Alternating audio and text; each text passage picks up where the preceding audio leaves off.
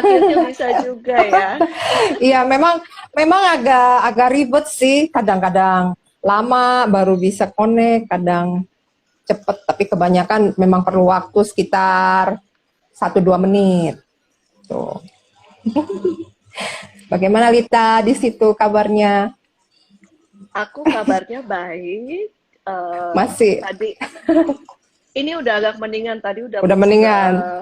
ya banyak makanan ya dari buah-buahan, air Oh, putih. oke. Good, good. Nah, mungkin teman-teman yang lain mau tahu juga ya, siapa Lita, dan sebenarnya kita juga baru kenal kan, ya.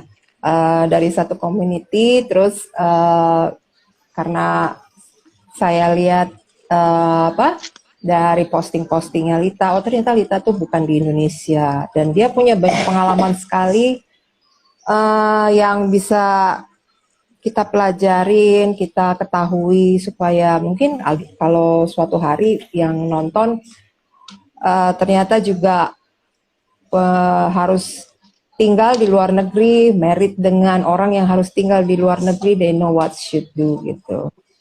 Oke Lita, kita langsung aja ya. Gimana sampai Lita tuh akhirnya bisa tinggal di luar negeri, di Malaysia ya sekarang ya. Mungkin you can tell a bit story about you waktu di Indonesia. Diko berasal dari mana sebenarnya? Because I don't know. Jadi nanti sampai akhirnya bisa ke luar gitu loh. Seperti apa? Oke. Okay. Saya berasal dari satu pulau di Indonesia yang terkenal dengan ritual upacara kematian yang disebut Rambu Solo. Kedua orang tua saya berasal dari sana dan mereka merantau ke Jakarta. Jadi saya lahir, besar, tumbuh dan kuliah di Jakarta. Jakarta. Ya, bekerja di Jakarta pernah, di Singapura pernah, job training, terusnya salah satu pulau di Sumatera. Nah, itu latar belakangku. Nah, terusnya yang kedua, kok bisa keluar negeri begitu ya? Ya. Saya menikah dengan beda bangsa dan pada saat memutuskan menikah tersebut berarti kita harus mengambil konsekuensinya, yaitu salah satunya kemungkinan kita tidak akan tinggal selamanya di Indonesia.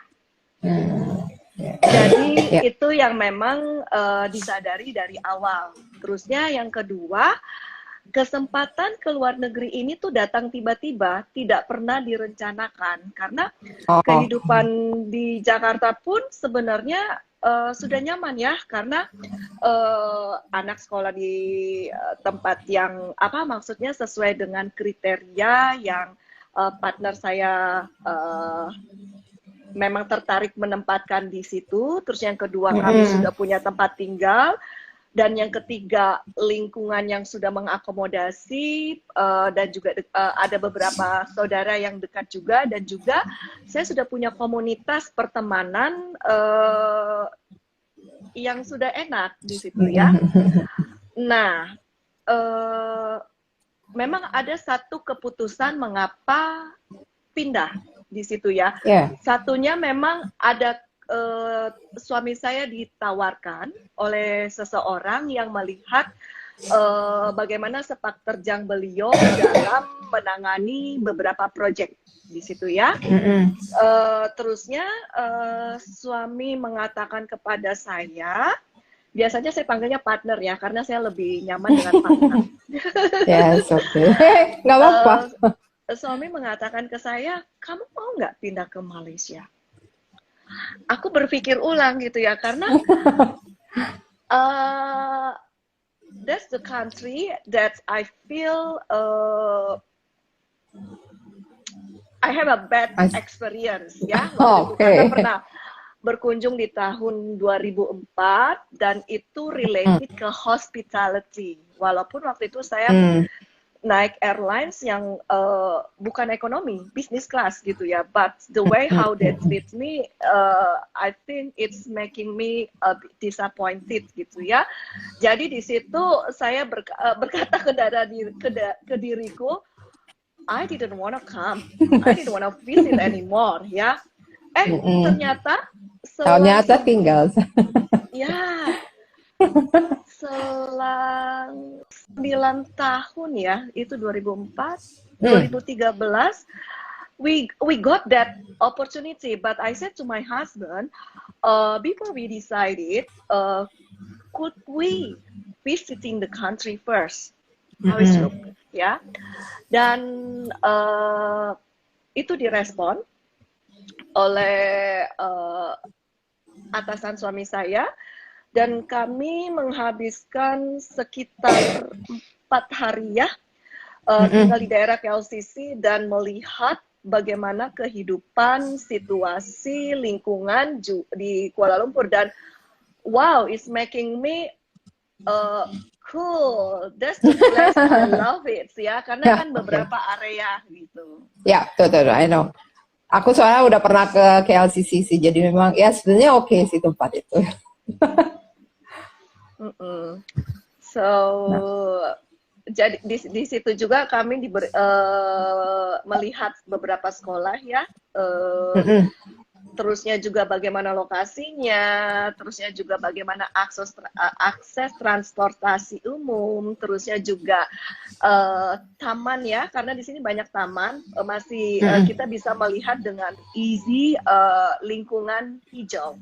Adapun juga kota bukan kota, di hutan di tengah kota. So for living is very nice place ya. Terusnya yang kedua, fasilitas kesehatan sangat mumpuni. Rata-rata petugas kesehatannya itu mampu untuk berbahasa at least 2 bahasa atau 3 bahasa. Terusnya living cost is quite cheap. Ya, itu.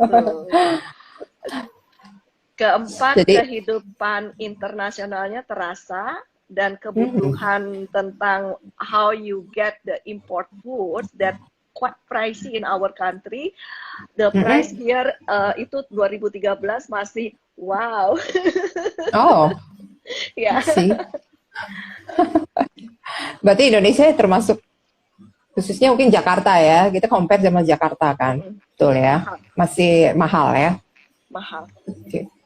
Selain mahal di makanan, terusnya transportasi, transport dan yang ketiga, ya betul. Transport, terusnya yang ketiga sewa akomodasi. How about education di situ? Biayanya edukasi. Edukasi kita di sini punya pilihan ya. Jadi kalau internasional, karena lihat lagi dari latar belakang pernikahan ya, karena kami dari 2 beda bangsa, so jadi anak-anak masuk di international school ya. Nah, level of the international school di sini pun ada pilihan sesuai dengan budget. So budget dan juga bisa banyak pilihan di sini ya. Terusnya belum tentu harga yang murah itu menjadi jelek. Tidak, ada juga yang bagus kok. Ada kualitasnya bagus. Tinggal bagaimana kemampuan how you pay, atau kalau memang ada fasilitas dari perusahaan, biasanya mereka akan mengakomodasi anak-anaknya ini ke sekolah yang level up-nya lebih tinggi. Beberapa sekolah internasional yang bisa dari American curriculum atau British curriculum ya. Di sini ada banyak pilihan. Terusnya lagi yang itu tadi ya, ketiga kurikulum itu important untuk anak-anak. Jadi kita lihat, belum tentu belum tentu temanku, anaknya temanku itu akan bisa mengakomodasi kurikulum di sekolah anakku misalkan ya. Karena itu kan memang saya juga mengalami hal itu gitu ya. belum tentu yang dibilang cocok akan cocok sama anak saya. Jadi itu penting juga. Oke, so jadi gimana adaptasinya waktu itu dari awal akhirnya mungkin kan sudah lihat udah comfy tempatnya. Apakah masih ada kesulitan beradaptasi dengan lingkungan? Ada tantangan-tantangan tersendiri nggak yang tidak ada di sini tapi di situ ada? Sebenarnya kondisi kehidupan di sini tuh agak mirip Indonesia. Hanya memang untuk meng-hire sumber daya manusia itu lumayan mahal. Misalkan gaji part-time pembantu itu di Indonesia itu satu part-time di sini bisa untuk full-time di Indonesia. Terusnya gaji driver itu kalau dibilang udah seperti profesional praktisi di perusahaan. Nah, saya memang di sini is out of my comfort zone dan standar yang diterapkan partnerku itu seperti standar tinggal di Eropa. Jadi itu level apa tuh 1 tahun 2 tahun pertama itu benar-benar suatu perubahan adaptasi dari diri saya yang tadinya saya punya asisten rumah tangga, tidak full time ya, part time, tidak tinggal di rumah dan juga supir pribadi waktu di Jakarta, aku harus manage itu semua gitu ya, tidak ada gitu ya. Jadi ya tahun pertama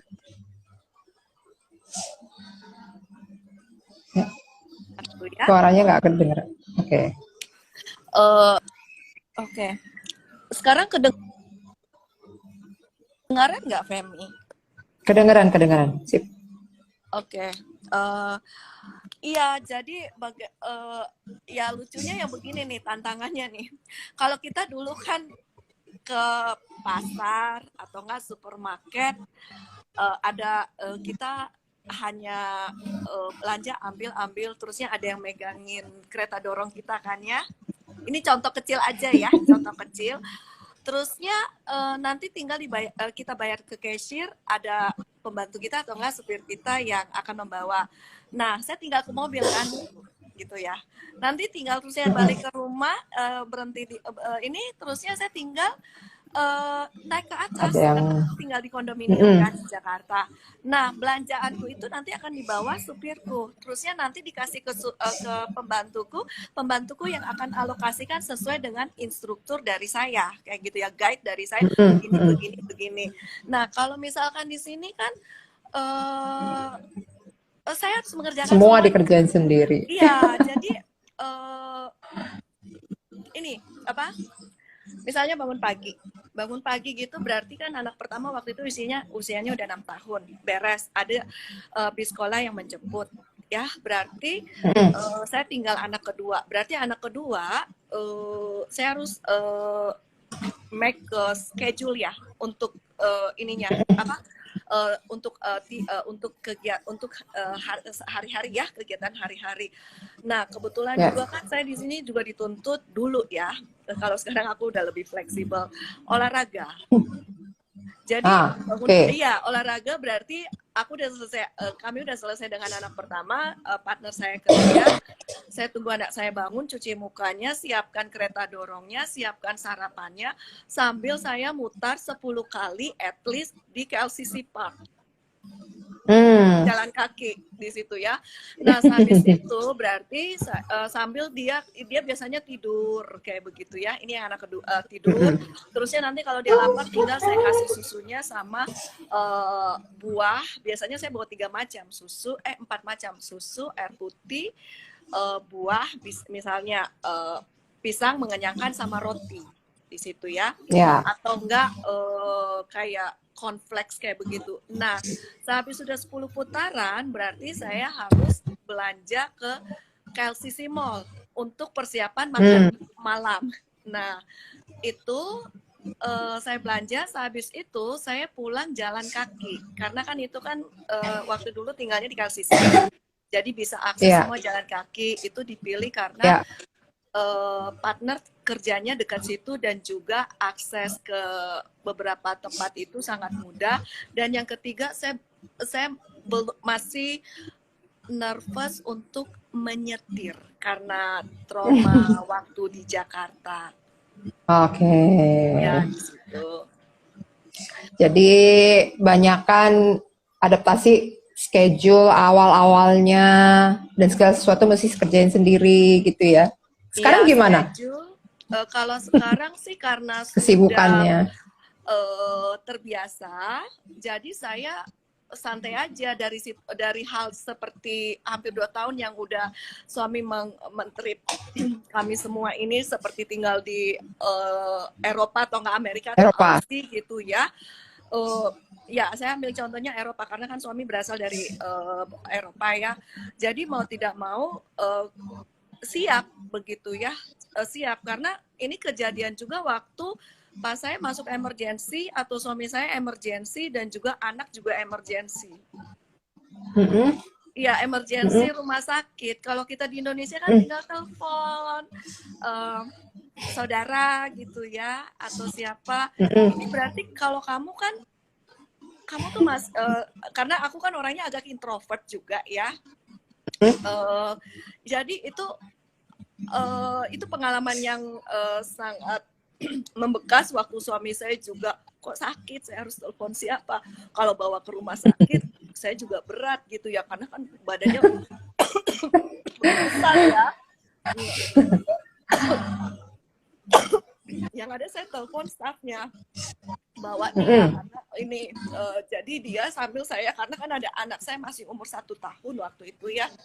Jadi mau nggak mau setelah dia selesai karena dia bisa dia ada stafnya, jadi saya nggak perlu khawatir gitu kan. Terusnya waktu kejadian aku itu juga sakit juga emergency, jadi kata suamiku tahan.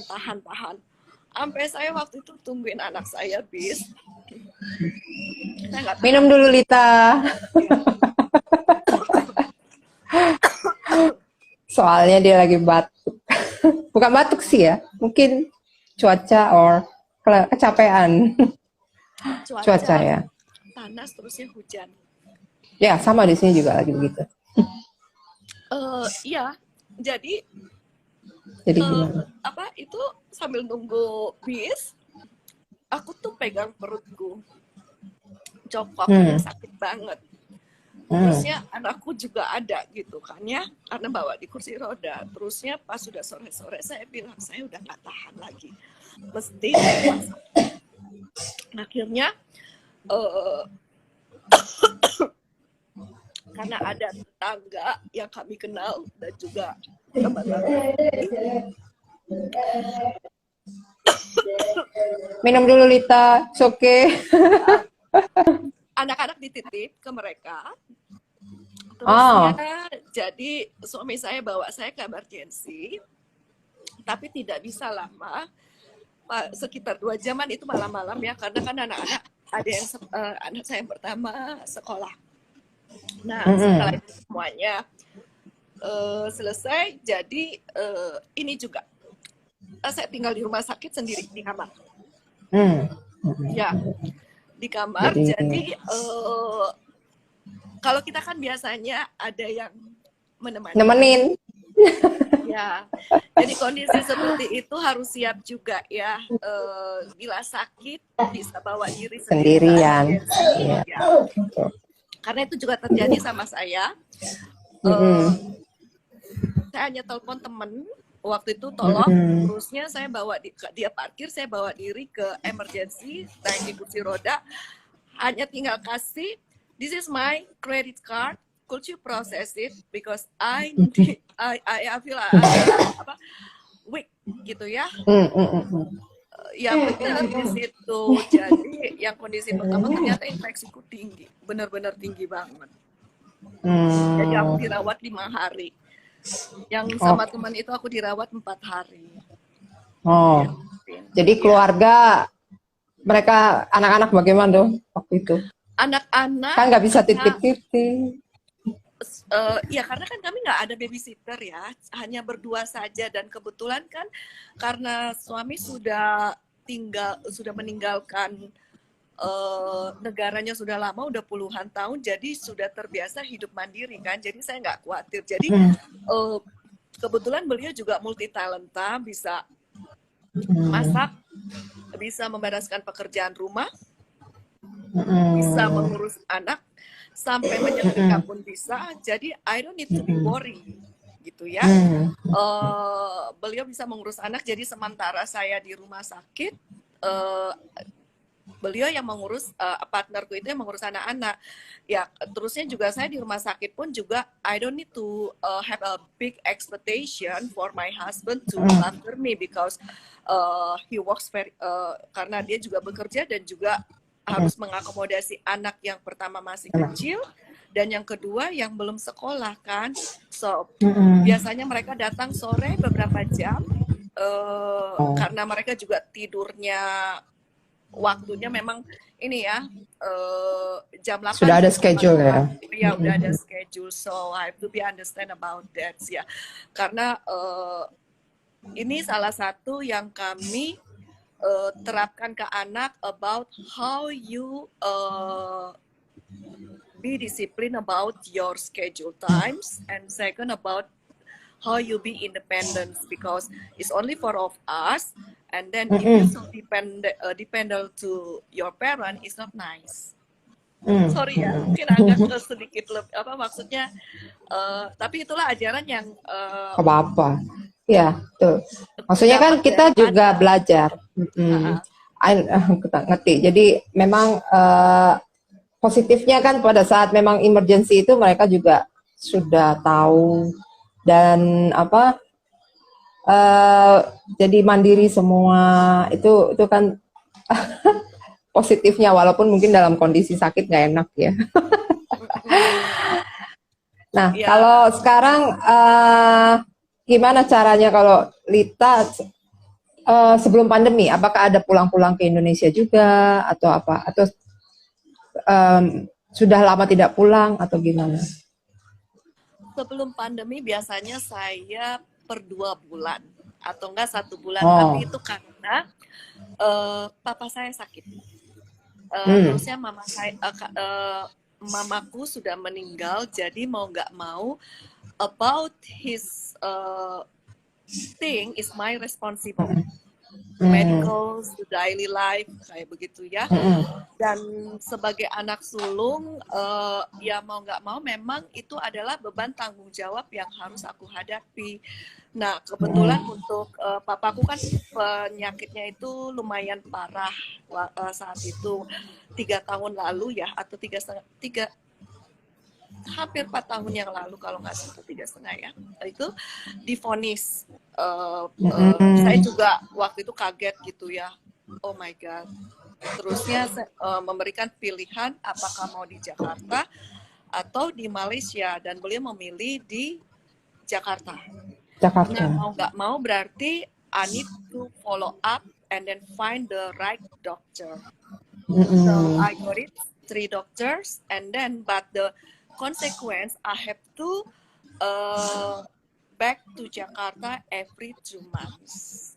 Karena every 2 months he will do the treatments, karena nggak bisa seperti yang lainnya, dan biasanya tuh bisa at least stay 5 days. So before the execution itu aku tuh biasanya ketemu dokter. Jadi biasa aku langsung kalau misalkan I have a morning flight atau lunchtime flight, so it's mean I landed, then from the airport langsung ke rumah sakit dengan kopi, because I have limited time. Gitu. Only you alone?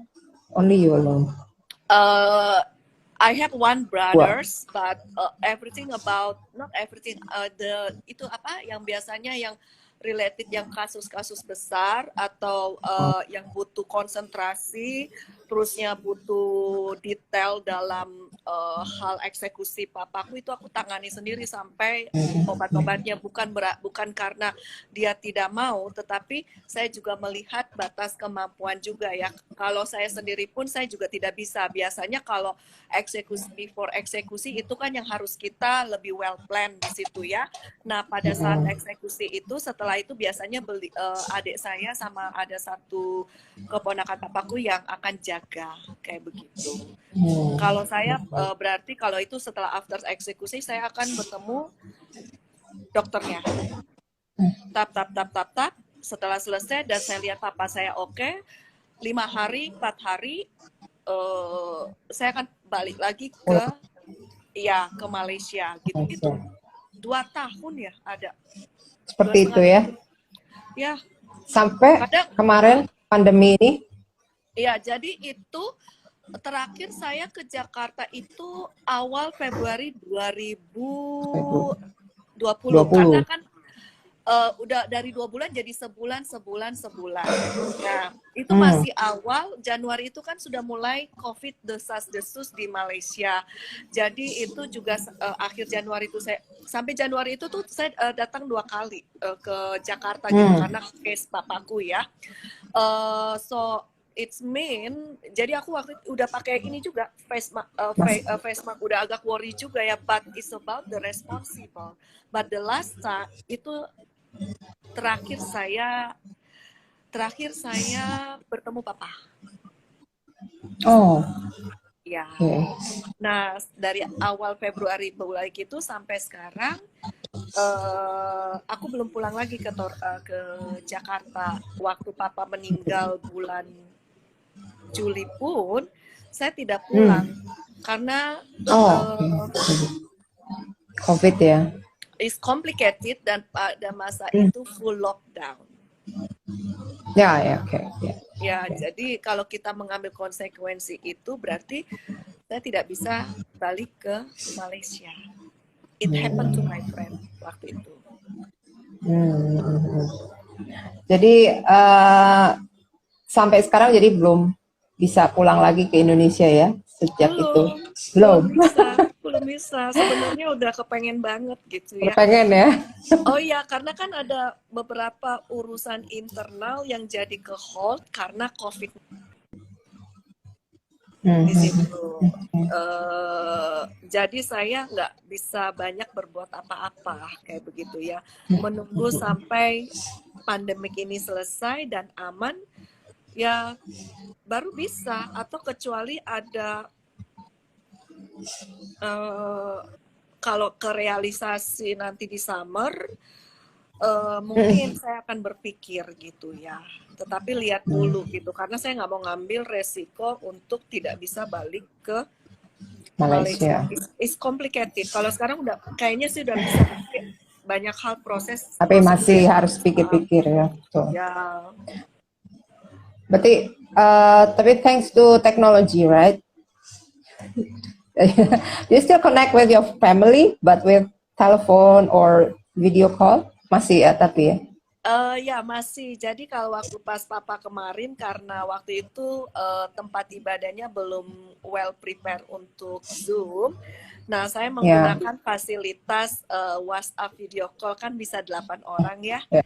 Jadi prosesi masih bisa ikut ya, itu masih bisa ikut sampai di tempat kuburan ya, live kayak begitu kan. Jadi I feel I'm not be the part, but I am a part ya di situ. Ya. Oke, kita sekarang bahas hobi. Kalau hobi kan aku lihat di kegiatan Lita ya, hobinya traveling, cooking. Itu emang dari kecil atau sudah berkeluarga? Because cooking itu satu kegiatan yang aku lakukan setelah married. I don't know with you. Gimana? Semuanya ada traveling dulu ya, traveling dulu. Oke, traveling dulu bagaimana? Traveling sama cooking itu semua ada pemicunya. Jadi traveling itu terjadi karena sejak saya umur 6 bulan ya, itu saya sudah dititipkan di rumah tante. Masa kecil saya itu tuh uh, banyak menginap atau karena perbedaan umur dengan adik-adikku tidak jauh, jadi saya sering dititipkan ke ada 3 rumah, dan itu membuat saya kan sering jalan-jalan gitu kan ya. Nah, terus saya memang suka jalan karena udah dari kecil gitu. Terus SD karena suka jalan saya ikut pramuka. Nah, di pramuka itu kan kita berkemah, dan kebetulan sampai aku ikut perkemahan besar apa ya, PBB atau PP itu kelas 5 kalau nggak salah ya, di Cibubur gitu. Cibubur ya biasanya. Ya, di situ. Jadi itu membuat jiwa petualanganku tambah.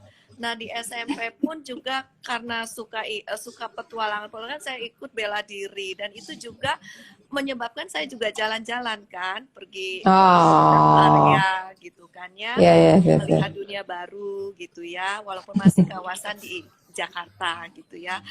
Terus ketika SMA, Papa juga membawa kami pulang ke Tanah Toraja, masa kecil, masa remaja gitu ya.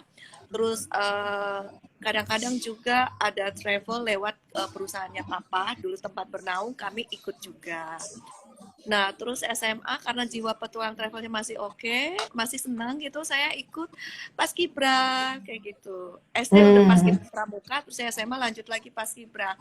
Nah, keputusan waktu SMA itu aku bilang sama Papa, tadinya aku mau kuliahnya di Bandung, tapi tidak dibolehkan. Jadi di kawasan Tangerang, Jakarta, waktu dulu masuk Jakarta Selatan ya. Nah, di situ juga membuatku happy gitu ya, karena merasakan tinggal jauh dari orang tua.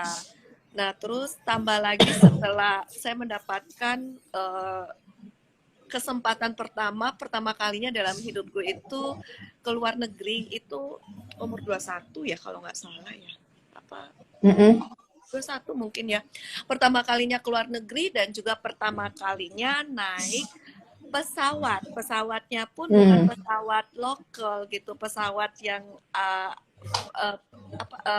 dari negara Prancis ya, waktu itu aku lupa namanya apa ya.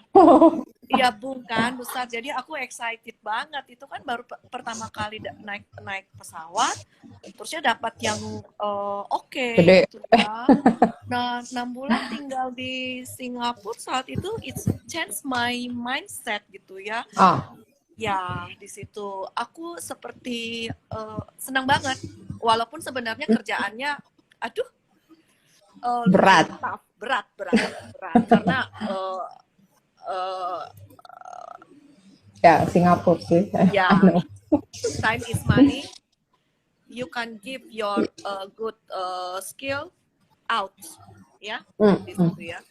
Nah, setelah pulang dari Singapura itu membuat saya keputusan,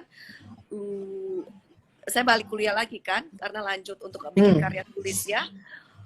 Ada beberapa job saya dapat di Jakarta, but I didn't take it, walaupun gajinya sebenarnya menggiurkan. Gajinya ya lulusan fresh graduate terusnya dapat gaji jutaan kan lumayan ya zaman itu kan. Biasanya kita hanya dapatnya berapa sih dulu, di bawah 1 juta, tapi saya bisa dapat lebih dari itu kan, sendiri masih single. Senang ya? Oh iya, senang. Cuman nggak diambil. Saya nggak ambil, padahal sebenarnya tempat kerjanya enak gitu ya. Tempat kerjanya enak gitu. Nah, saya ambil di satu pulau yang sebenarnya tuh underpaid gitu untuk 3 bulan pertama. But I don't know why I take that. Tapi ternyata itulah cara semesta ilahi mengarahkan hidupku. Di situ. Jadi 2 tahun aku tinggal di pulau tersebut.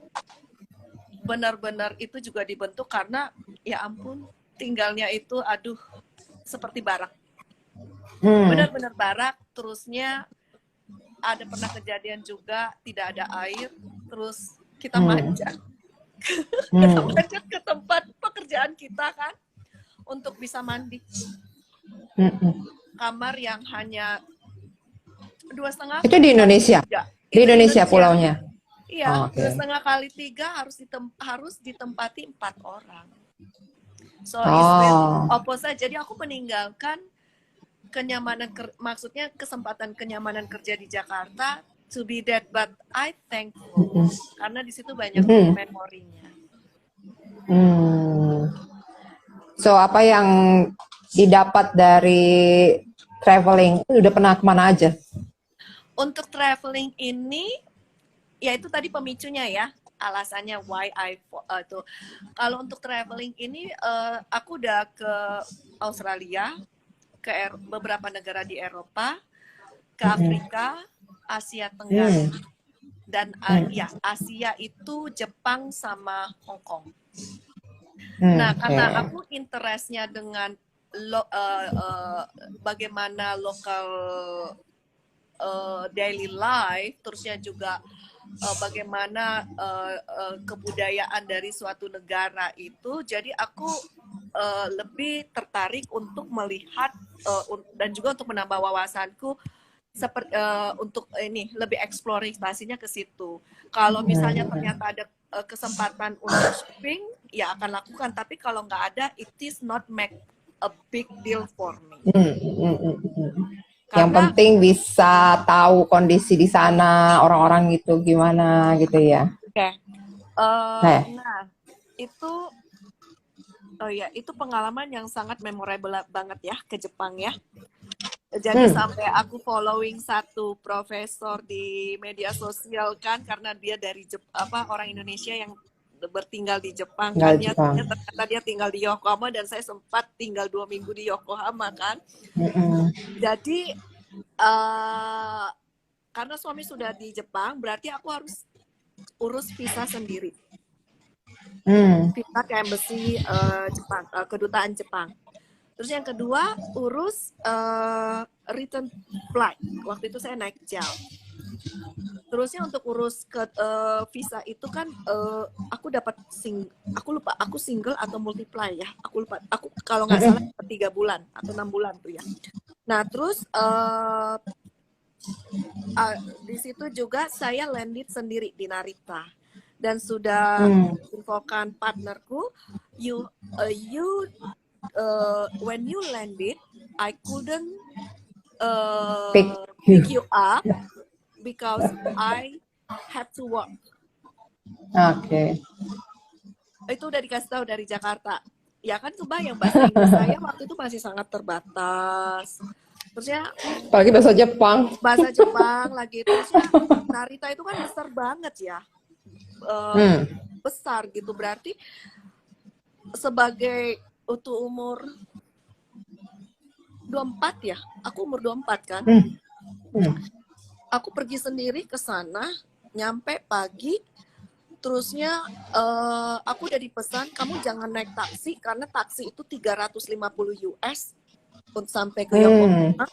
So you have to take the bus and then this is the guidance how you get the bus. Jadi aku pelajari pelan-pelan gitu, terusnya dapat kan bis ke Yokohama. Di situ saya kayak termenung waktu pas ngelihat perjalanannya itu kan pas 1 jam atau 2 jam ya, aku lupa gitu ya. Bagaimana modernnya Jepang ya. Terusnya yang kedua, aku baru kali itu melihat itu 3 level jalanan highway gitu ya. Darat 1, 2, 3. Iya, terusnya kayak jembatan ala San Francisco juga. Aku sambil lihat, waduh, di situ. Nah, sampailah di Shin Yokohama dan waktu itu kami tinggal di Sheraton kalau nggak salah ya. Di situ juga. Nah, pas sampai di kamar hotel saya kebingungan. Ini kamar kok kecil banget ya. Benar-benar yang digambarkan di film-film itu rumah-rumah orang Jepang tuh petit, ya kan? Iya. Living room bisa jadi tempat tidur dan itu kamar hotelnya yang diperoleh suami itu petit. Dan itu juga saya bayar karena kan di situ dia solo solo ya. So if you wanna put someone inside the room, so it's mean you have to pay another one. Iya, di situ. Terusnya tempat tidurnya petite, queen, sama yang saya lihat seperti di Inggris. Nah, yang bikin saya bengong, dasar udik ya, itu 2006 ya kalau nggak salah ya, 2006 awal spring. Bayangkan 2006 itu aku udah melihat WC yang modern banget. Yang baru happening di Jakarta itu beberapa tahun yang lalu. Tapi it's only in few place ya. Iya, WC-nya itu tuh tinggal pencet-pencet saja, nggak perlu kita pakai tangan di situ. Berarti udah modern, jauh lebih modern ya? Ya, jauh modern. Terusnya juga pengalaman kedua yang berkesan dari traveling itu adalah how you survive. Karena saya tersesat juga di Tokyo. Tapi akhirnya semua bisa dinikmati walaupun deg-degan. Iya, tersesat, dan itulah saya mempelajari budaya Jepang ya, karena etos kerjanya dan etikanya dan bagaimana mereka menolong stranger gitu ya. Jadi saya tersesat di Tokyo, seorang ibu melihat kebingungan saya, walaupun dia tidak bisa berbahasa Inggris dan kami hanya memakai bahasa language aja. Beliau mengantarkan aku sampai ke Yokohama. Oh, oke. Iya, mengantarkan saya sampai saya keluar dari kereta bawah tanah dan melihat saya oke, dia lanjut. Iya. Oke, kalau sekarang yang masak, gimana itu? Apa udah dari kecil juga atau baru belakangan setelah married atau apa? Jika masak, ini sepertinya genetik dari almarhum mama saya. Ya, karena dulu terkenal pintar masak di komunitas dan biasa menjadi koordinator untuk acara-acara yang berkaitan dengan agama. Nah, terus kedua, ada masa saya ditinggal orang tua, mereka pergi balik ke kampung halamannya, dan itu saya lupa apa SMP atau SMA ya. Tapi saya harus menjaga adekku, berarti aku harus masak. Ya, dia masak. Berarti udah dari kecil. Iya, di situ. Nah, terusnya ketiga, saya mengambil jurusan yang berkaitan dengan masak juga, perhotelan. Ya. Itu, terus yang keempat, karena suka hobi kuliner, mau nggak mau aku jadi sering makan-makan yang kemana-mana, dan itu memberikan inspirasi dalam masak di rumah. Because you make a good plating in your picture. Itu yang aku lihat. Berarti memang dulu belajar ya, ada belajar ya. Iya, jadi waktu kita belajar, kalau kita mengambil manajemen perhotelan, you not only know how to cook ya, tapi yang diajari ini yang basic ya, karena saya ngambil kan general, bukan yang spesifik seperti kitchen, pastry ya. Nah, pelajaran dari itu cooking itu sama table manner about plating. Ya, nah kebetulan juga yang kedua, aku kan orangnya rada-rada nyeni gitu ya. Kalau artistik. Iya, artistik gitu ya. Jadi kalau menyiapkan sesuatu itu kalau nggak sesuai dengan ini kok kayak ada yang kurang gitu. So you also do the plating for all your family. Jadi bukan hanya kayak kalau di Indonesia orang makan ya asal taruh-taruh aja gitu kan. Enggak. Jadi makanan itu tergantung dari, misalnya kalau spaghetti gitu ya, piringnya juga kayak yang spaghetti gitu. Kalau kita saya masak ayam goreng berarti piringnya flat gitu kan. Nah karena ini kan kita udah hampir 2 tahunan sejak pindah ke KL, terusnya kena resesi ekonomi, membuat kami tuh sering makan di rumah. Nah, karena anak-anak dulu masa lalunya sering makan di restoran, mau nggak mau, dan mereka udah punya standar sendiri, so I have to accommodate that standard dan make how you eat outside but in home. At home gitu ya. At home gitu ya. Jadi ya kayak di setting kalau lagi ini di setting seperti ala restoran, padahal sebenarnya di rumah gitu.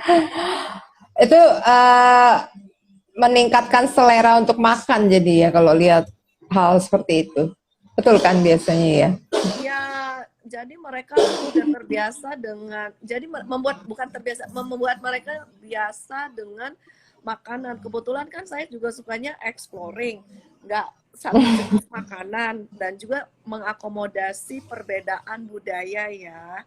Jadi saya nggak bisa tiap hari atau sebulan itu nasi terus. Aku harus variasikan gitu ya.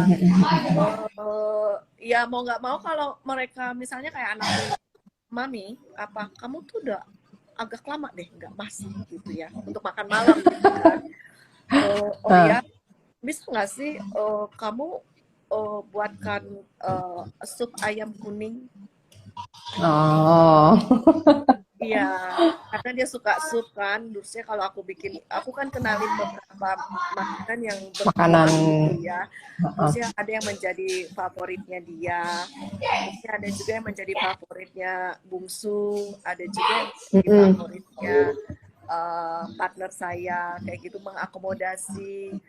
Ya, membuat mereka jadi juga betah di rumah. Itu dilakukan setiap hari ya?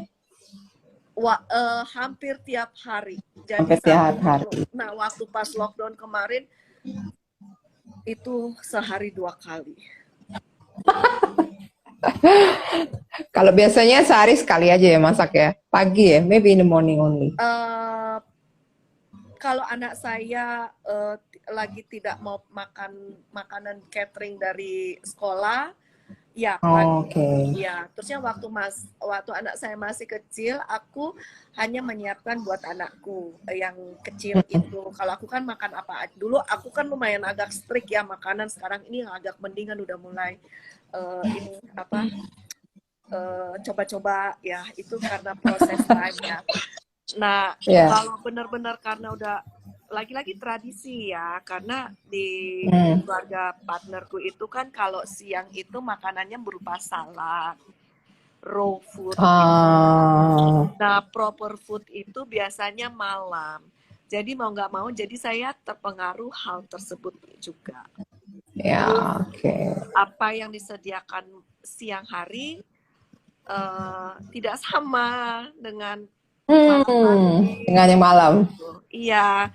Nah, jadi itu kan Mbak Femi bisa melihat bahwa cross culture itu banyak sisi yang kita beradaptasi. Kalau kita masak pagi bisa untuk sekalian sehari kan. Kalau kita dengan aku nggak mau justify ya. Iya. Ini apa? Satu kali masak untuk 3 kali. Nah, kalau dengan partnerku itu ya makan pagi ya roti, cornflakes, buah kayak gitu ya. Berarti kalau siang itu lebih ke sandwiches atau roll kayak begitu ya. Roti atau nggak pasta dibuat kayak salad. Nah, baru malam itu proper dinner yang bisa maksudnya main course 2 macam, ada sayuran. Terusnya karbohidratnya juga harus variasi. Iya. Itu karena memang mixed culture yang memang bikin seperti itu ya. Kita juga ngikutin gayanya partner juga. Tapi bisa tuh mereka your husband can eat rice, right? Bisa kan? Oh iya, dia suka Bisa rice ya? kok. Suka Ya, malah. dari nasi basmati berubah menjadi nasi biasa. Nah, untuk yang soal plating, terusnya makanan proper itu rata-rata yang kami ini pernikahan campur pasti mereka rata-rata seperti itu. Mereka now how about the plating dan mereka artistik dan kadang-kadang ini aku masih biasa teman-temanku tuh malah lebih standar Lebih lagi ya. ya lebih lagi. Iya. Sometimes, bukan sometimes kan kalau di sini ibu-ibu tuh kan yang salah satu pengaruh yang bisa bikin stres itu kan salah satunya masak sebenarnya. Kalau di sini gitu loh. Jadi apalagi kalau sambil bekerja kadang-kadang kan mungkin belum bisa. Kita sekarang juga pernah belajar tarot ya yang aku tahu. Itu gimana bisa sampai seperti itu? Sorry, karena ini IGTV mungkin cuma maksimum 1 jam. Jadi mungkin yang tarot you can kasih penjelasan singkat apa yang didapat dari situ, terus bagaimana bisa tertarik di situ. Saya mengalami gejolak jiwa dari beberapa hal kehidupan dan membuat saya mencari sesuatu yang ternyata menurutku spiritual lewat agama yang saya anut itu tidak cukup. Dan setelah saya belajar tarot, it's making me feel oh, this is the answer. Oh, ini salah satu jawaban yang saya cari. Karena di situ, tetapi ya itu lagi, you have to ready. Kalau nggak ready, jangan. Karena itu akan terbuka dan terbuka dan terbuka. Ya di situ karena ada energi yang kita salurkan. Dan itu menarik buat aku untuk mempelajarinya. Mengasah intuisi. Dan juga itu aku melihat bahwa ada guidebook dan membuktikan bahwa that is not about yang melanggar dengan agama yang kita anut gitu. Tidak, karena itu hanya tujuan, arah, mengguide. Ini yang terjadi. Terusnya apa hubungan masa lalu dengan kondisi kamu sekarang kayak gitu, itu ada relatednya dan itu sudah dibuka buat aku. Disitulah aku mengerti, oke, karena dulu ancestorku tuh begini, berarti kenapa menyebabkan saya tuh seperti ada rebel kayak begitu ya, berarti memang udah dari ada sejarahnya. Itu terlihat itu dari mana, apakah dari darah yang mengalir dari papa atau mama, ini terbuka. Dan nggak perlu takut untuk pelajarinya, karena apapun yang tarot arahkan itu semua balik ke diri kita. Apa kita ini setelah kejadian-kejadian itu dibuka, terusnya untuk kedepannya kalau kamu menjalankan akan begini-begini, kalau kamu nggak menjalankan juga tidak apa-apa. It's about how you make your decision. Nah, ini yang menjadi aku belajar fisik tarot ya. Ini guidance tuh, iya. It's lebih simple kartu-kartunya. So you learn it by yourself? Aku punya guru yang dia juga dulu mengalami about gejolak jiwa dan beliau mempelajarinya. Saya belajar private 2 bulan dengan beliau dan kebetulan masuk ke bulan ketiganya praktek di situ ya, dan itu benar-benar saya menyukainya. Ya. Oke. Maybe next time we will make a session about that one. Ya, kita nanti aku save, nanti kita cari satu waktu with you and some of my friends also. Mereka dia juga tarot reader. Mungkin kita bisa bikin satu session khusus supaya lebih mendalamin lagi nanti. Karena banyak orang yang pengen tahu tuh pasti. Iya. Nah, oke, last question, Rita. Bagaimana perkembangan digital di Malaysia dan Indonesia if you compare between two of it? Di sini cepet banget. Benar-benar everything about digital. Terus yang kedua cepet. Koneksinya cepat, maksudnya atau apa? koneksinya sangat cepat. Kayak sekarang nih saya punya, saya pulang ke Jakarta, data yang saya comparein karena ini lebih cepat di sini. Ya, terusnya everything people using the wifi. Wifi itu tuh mudah didapatkan di mana-mana. Oke. Itu misalnya penggunaan sosial media atau apa itu bagaimana kira-kira mereka dibandingin dengan sini? Sosial media nggak seperti di Indonesia. Indonesia lebih kayak hyper ya. Iya. Aku pernah memang ketemu orang Malaysia sih, mereka memang nggak terlalu familiar. Maksudnya mereka pakai internet, tapi about digital, something marketing atau apa, mereka justru nggak terlalu menggunakan itu gitu loh. Iya, walaupun teknologinya lebih di atas, tetapi mereka lebih di atas ya sebenarnya. Seperti kita. Kalau kita kan kuriernya lebih tinggi ya. Ya kan? Iya, semuanya dicoba, ikut ini, ikut itu ya, semua. Ya kan? Karena begini, saya mengambil contohnya di sekolah anakku itu aku sampai kayak tercengang-cengang gitu kan, teknologinya. Aduh, everything teknologi. Kadang-kadang saya jadi yang harus belajar gitu ya, karena jadi tempat anakku sekolah itu ku bilang sih udah high-tech banget ya, mereka pakai program Apple gitu ya, Apple dan Google ya, dalam aplikasi operasionalnya itu Google, terusnya produknya Apple gitu ya, karena udah dari SD itu kan udah 6 tahun atau 7 tahun lalu ya, anak saya sekolah itu pakai iPad. Terusnya waktu pas Zoom kemarin itu tuh benar-benar tidak ada up and down, tidak ada pakai sistem daring melalui WhatsApp, everything Zoom. Terusnya informasi semua melalui websitenya pun itu pun benar-benar aku sampai kita bisa promo pekerjaan kita. Terusnya barang-barang yang mau kita jual, terusnya sampai I'm looking for the maid or drivers, terusnya juga pakai Google Drive yang gitu ya untuk atau live kayak gitu ya. Jadi kalau bicara teknologi tentang digital itu aku melihatnya dari sekolah anak itu tuh gila, benar-benar gila. Itu juga sama, sekolah yang lain juga mungkin kurang lebih sama ya. Not only international school, right? Tidak juga. Enggak juga. Kalau misalnya digital payment gitu di sana gimana? Kan di sini ada OVO, GoPay. Di sana gimana? Mereka sudah seperti ini nggak ada ojek online, GoFood, or what? minum lagi.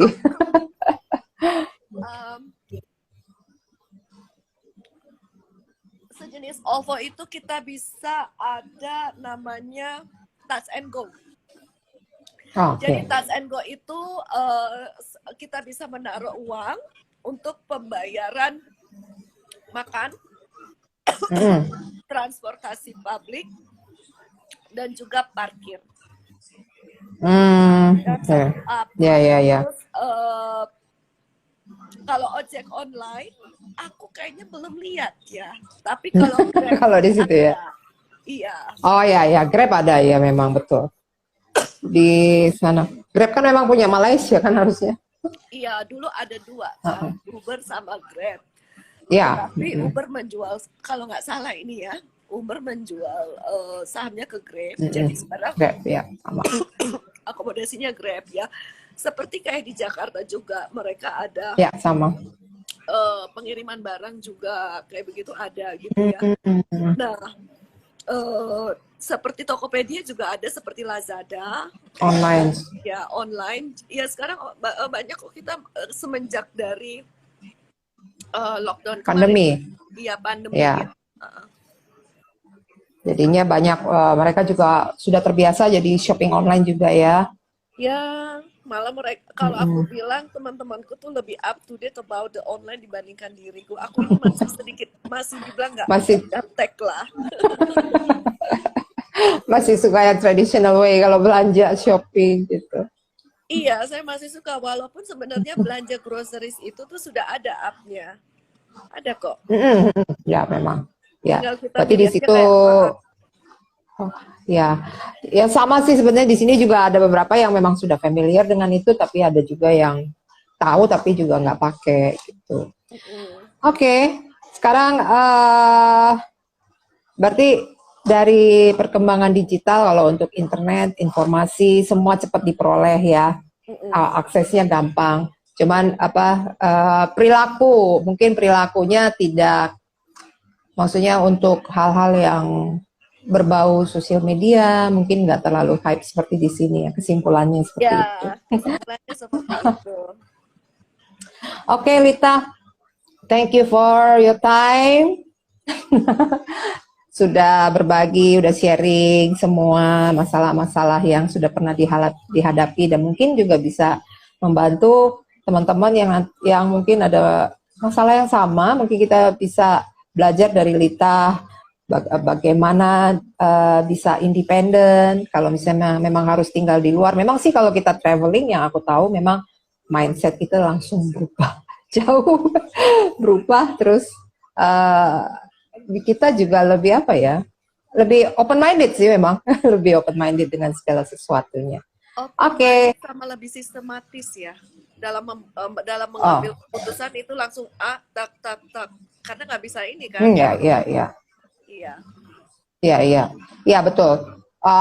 Kalau di luar aku taunya memang kan kalau Singapura, Jepang juga sepertinya seperti itu ya. Jadi mereka ya basa-basinya mungkin tidak terlalu banyak jadinya gitu.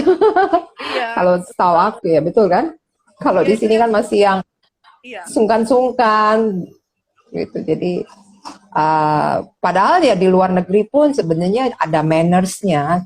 Tapi justru kalau kayak basa-basi mungkin terbalik, kayak mannersnya malah jadi maksudnya nggak jelas kalau orang yang banyak basa-basi. Kalau buat orang-orang di sana kayaknya kalau aku boleh bisa mengambil beberapa poin juga dulu waktu masih jalan-jalan.